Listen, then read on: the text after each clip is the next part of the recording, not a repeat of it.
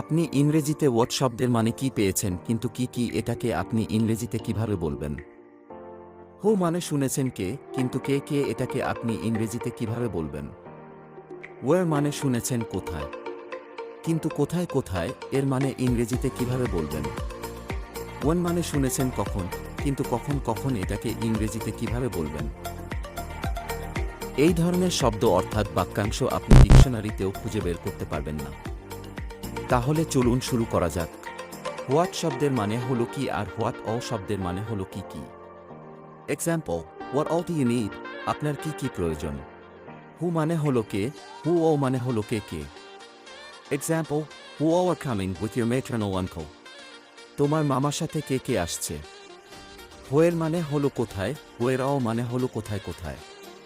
Example, where all do you want to go? আপনি কোথায় যেতে চান? হোয়েন মানে হলো কখন, কিন্তু এখানে হোয়েন অল মানে কখন হবে না, এখানে হাউ অফেন মানে কখন হবে। Example, how often do you go to gym? আপনি কখন জিমে যান?